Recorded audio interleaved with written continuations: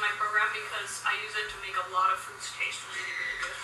I'm going to start with half a cup of water and then half a cup of almonds that have been soaking in water. It generally takes 5 to 8 hours, or I say overnight. Technically, you don't have to soak almonds. There's so much more benefit from being able to digest the almonds and awaken the enzymes. I say go for the sprouted almonds if at all possible.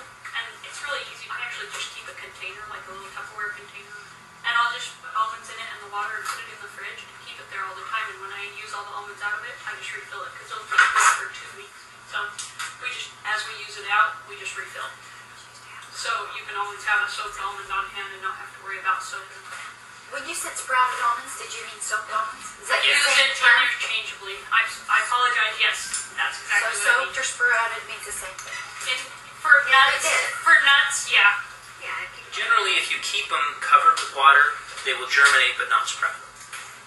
And so we usually keep them covered with water because we have no... It's going to really throw a monkey wrench into things if they start growing green sprouts out of them. So we wouldn't necessarily I'm want going to blend this to a smooth paste, and I'm going to take my light olive oil and drizzle it in. The measurement for the olive oil says 1 to 1 1/4 cup of olive oil. The reason why it says that is because it takes a different amount every day, every time you make it. What you've got to do is you've got to learn how to watch it. And what we do is we're going to, as the blender is running, after we get our smooth paste, we're going to watch it drizzle in. And as soon as the mixture thickens up to the point where a little bead of olive oil rests on the surface, then we know it's done. Now, I get people who obsess about the bead. Don't obsess about the bead. If it's closed off to the point where it would sit there, then you're good. But if there's a vortex, if there's a hole in the middle of the Almondaise, if it's not closed off, then you haven't gotten enough oil bead into it yet. And then once we get all of the olive oil added, you add 3 tablespoons of this fresh squeezed lemon juice at the end, and that will really thicken the whole mixture. Occasionally, the Almondaise does not sit up. I haven't ever had it do it in plants, however. But occasionally it won't, and it has something to do with the barometric pressure, humidity. And Donna says that she's had troubles with it if it's about to rain and it's a really humid day, then it doesn't want to set up as well.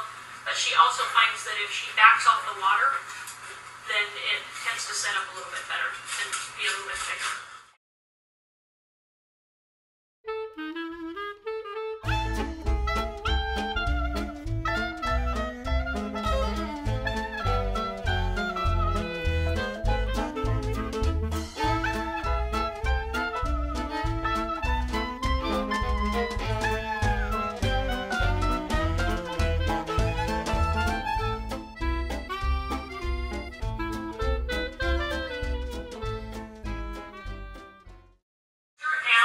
Some of the stuff on the top will not have been treated by the lemon juice.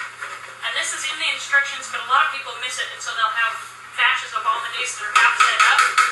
So remember to stir down the sides. I'll stir it down and then blend it one more time.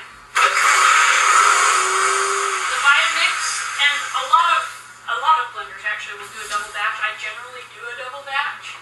It won't spray as much in the Vitamix if you're doing a double batch. But I generally do a double batch because I use that much of it, and you can see that it's just extremely thick now. So what we have here is whipped olive oil, and I can use this to make so many things more than just... I use it like mayonnaise, and it's fantastic like mayonnaise. That's what it was originally invented for.